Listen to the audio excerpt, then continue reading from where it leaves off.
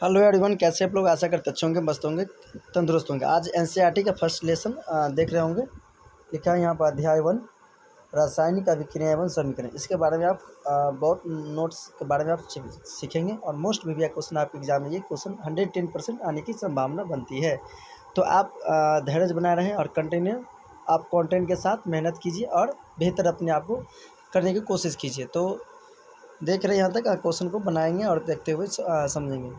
Lesson 1 रासायनिक अभिक्रियाएं एवं उसके समीकरण। अब क्या होता है कि आप समझें। पहला टॉपिक यहाँ लिखा हुआ है, ऐसे परिवर्तन जिसमें नए गुण वाले पदार्थों का निर्माण होता है उसे हम रासायनिक अभिक्रिया कहते हैं। सिंपल 2 नंबर में आपको पूछेगा सिंपल से कि रासायनिक अभिक्रिया किसे कहेंगे।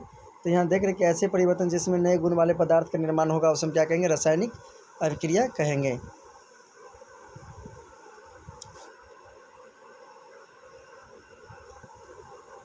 पॉइंट नंबर 2 देखेंगे यहाँ पर, ऐसे पदार्थ जो रासायनिक अभिक्रिया में भाग लेते हैं, हिस्सा लेते हैं, उन्हें हम अभिकारक कहते हैं। क्या कहते हैं? अभिकारक। क्या कहते हैं? अभिकारक।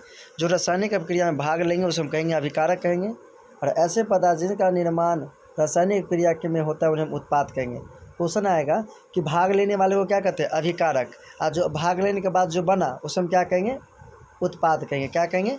उत्पाद कहेंगे। आई होप समझ गए होंगे जी। उदाहरण, भोजन का पाचन, इस रसायन श्वसन, लोहे में जंग लगना, मैग्नीशियम की फीते की जलना, दही का बनना, ये सब क्या हो गया? एक उसका रासायनिक अभिक्रिया का उदाहरण है।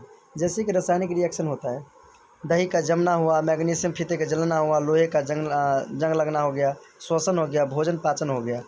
आई होप आप समझ गए होंगे। चलिए नेक्स्ट क्वेश्चन। यहाँ देख रहे होंगे कि यहाँ लिखा है रासायनिक अभिक्रिया के प्रेरणा। रासायनिक अभिक्रिया क्या प्रेरणा हमें क्या मिलती है? तो अवस्था में परिवर्तन, रंग में परिवर्तन, ताप में परिवर्तन, गैस में उत्सर्जन, ये सब क्या है? रासायनिक अभिक्रिया की प्रेरणा है। आई होप आप लोग को वीडियो समझ में आ रहा हो तो लाइक शेयर कमेंट जरूर कीजिएगा। ऐसे वीडियो पाने के लिए आपका अपना चैनल KVS कोचिंग सेंटर को लाइक शेयर कमेंट जरूर करें। यहाँ देख रहे हैं रासायनिक परिवर्तन को प्रदर्शित करना।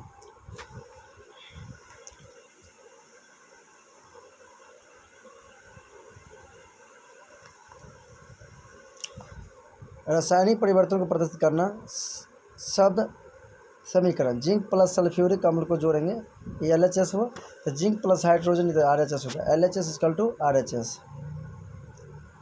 तो क्या हो? ये रासायनिक समीकरण जिंक प्लस H2SO4 को जब मिलाएंगे तो जिंक SO4 आएगा, हाइड्रोजन क्या हो जाएगा? बाहर निकल के आ जाएगा। ये आपका ये होगा रासायनिक समीकरण हो गया।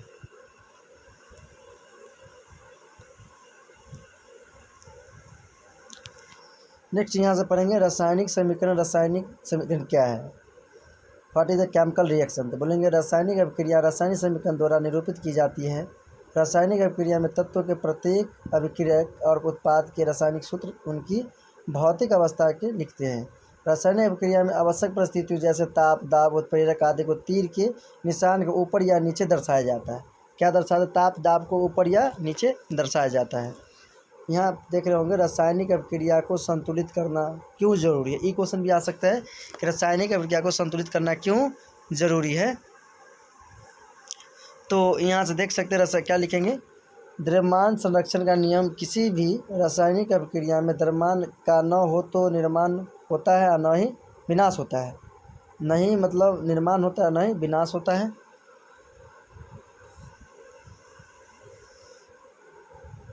तो ये रासायनिक अभिक्रिया के पहले अभिकारक एवं उसके पश्चात प्रत्येक तत्व के परमाणु की संख्या समान होनी चाहिए। क्या होनी चाहिए? परमाणु की संख्या क्या होनी चाहिए? परमाणु समान होना चाहिए। उसी को हम संतुलित समीकरण कहेंगे। संतुलित समीकरण किसे कहेंगे?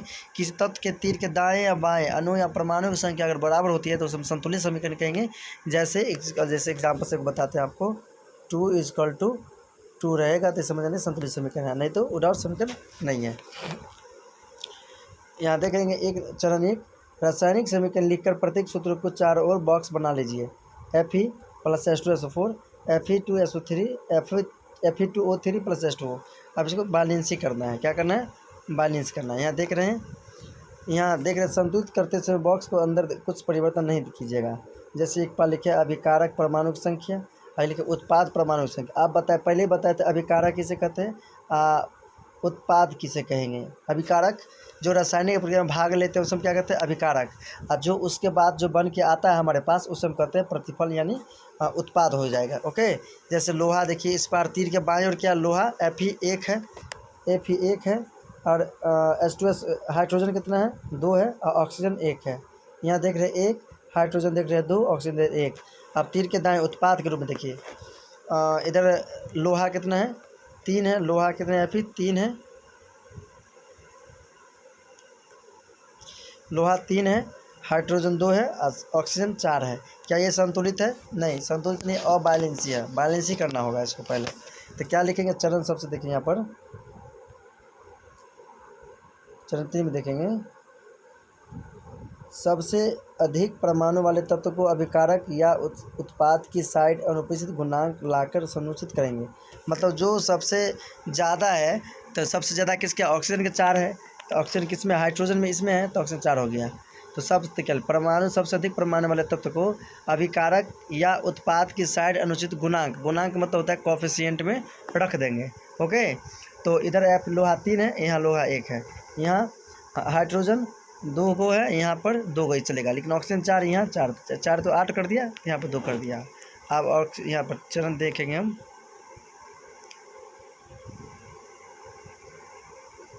अब यहाँ देखेंगे सभी परमाणुओं के चरणों 3 को भांति संतुलित कीजिए। तो यहाँ पर दिया लोहा 3 है, Fe3, यहाँ धर देंगे 3। यहाँ कितना देख रहे होंगे? यहाँ पर देख रहे 3, यहाँ पर रख दिए 3, और यहाँ 4 आ गया, और यहाँ H2S 4 की 8 हो गया। हाइड्रोजन 8, हाइड्रोजन 8, ऑक्सीजन 4, ऑक्सीजन 4, लोहा 3, लोहा 3। अब ये क्या हुआ? प्रूफ हो चुका है। अब यहाँ से देखेंगे अभिकारकों के एवं उत्पादों की भौतिक अवस्था का लिखना है। तो ठोस को S को सॉलिड कहते हैं, द्रव को लिक्विड कहेंगे, गैस को G4 गैस कहते हैं। जलीय विलयन QS 3 इतना हो गया, 4H2 के दिया। तो क्या F लोहा सॉलिड ठोस है, हाइड्रोजन H2SO4 यानी जल बनाया है, और FeS देखिए बना दिया। तो कुछ यहाँ पर देखेंगे हम, चरण 6, कुछ आवश्यक परिस्थितियों जैसे ताप, दाब, उत्प्रेरक आदि को भी तीर के निशान के ऊपर एवं नीचे लिखते हैं। ओके, तो यहाँ से हम देख सकते हैं क्वेश्चन को। रासायनिक अभिक्रिया के प्रकार। रासायनिक अभिक्रिया पहला मोस्ट विविया क्वेश्चन, संयोजन अभिक्रिया किसे कहेंगे? इस अभिक्रिया में 2 या 2 से अधिक अभिकारक मिलकर एक उत्पाद का निर्माण करते हैं। जैसे A+C को मिला तो एक C बन गया।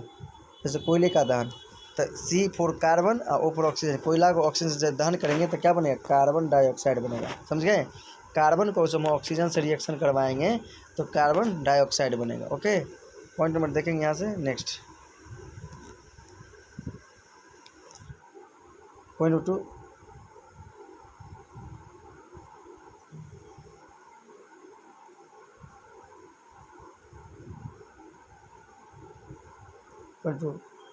जल का निर्माण। H2SO4 O2 के जो करवाएंगे तो H2O बनेगा। CO कार्बन बिना बुझा हुआ चूना को जल से रिएक्शन कराएंगे तो COH2 बनेगा, बुझा हुआ चूना बनेगा। ये मोस्ट विविया क्वेश्चन है। ऊष्माक्षेपीय अभिक्रिया किसे कहेंगे?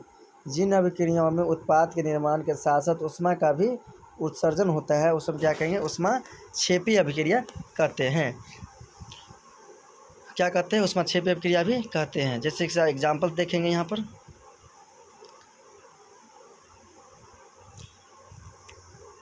एग्जाम्पल्स देखेंगे। प्राकृतिक गैस का दहन, CH4 + O2 को जब रिएक्शन करवाएंगे CO2 + H2O को उष्मा निकल के आएगा। यहाँ देख रहे हैं श्वसन एक ऊष्माक्षेपीय अभिक्रिया। क्वेश्चन आएगा श्वसन एक ऊष्माक्षेपीय, C6H12O6 ग्लूकोज, ये ग्लूकोज का फॉर्मूला है, और CO2 के इसको ऑक्सीजन को रिएक्शन करवा श्वसन, तो कार्बन डाइऑक्साइड और जल और उष्मा। तो श्वसन के साथ क्या ग्लूकोज जो रिएक्शन करेगा तो ऑक्सीजन जो रिएक्शन जो ग्लूकोज होता है तो क्या होगा? कार्बन डाइऑक्साइड बाहर निकल के आएगा, निकालते हैं हम लोग बाहर, और जल भी नहीं निकलता है, उष्मा निकलता है।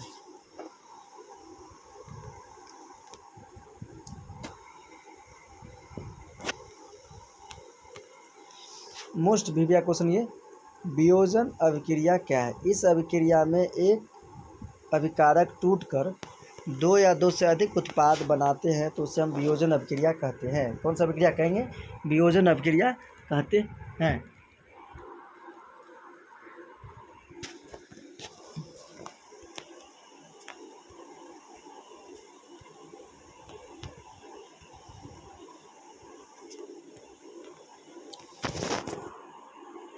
वियोजन अभिक्रिया क्या, इस अभिक्रियाओं में एकल अभिकारक टूटकर दो या दो उससे अधिक उत्पाद बनाते हैं तो उसे हम क्या कहेंगे, वियोजन अभिक्रिया कहेंगे। जैसे ए एक पदार्थ है, उसको तोड़कर दो को बना दिया, बी और सी बना दिया, तो कौन सा अभिक्रिया होगा, ये वियोजन अभिक्रिया हो गया। आई होप आप लोग समझ गए होंगे कि रासायनिक वियोजन अभिक्रिया क्या है।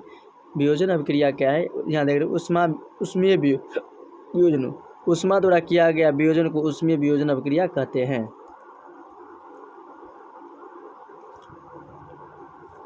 जैसे यहाँ आपको देखने को मिलेगा उदाहरण FeSO4 फेरस सल्फेट, तो फेरस ऑक्साइड बना यहाँ से, और सल्फर और ऑक्सीजन बाहर निकल, सल्फर H2O SO3 बन के आया बाहर, भूला लाल रंग बन गया।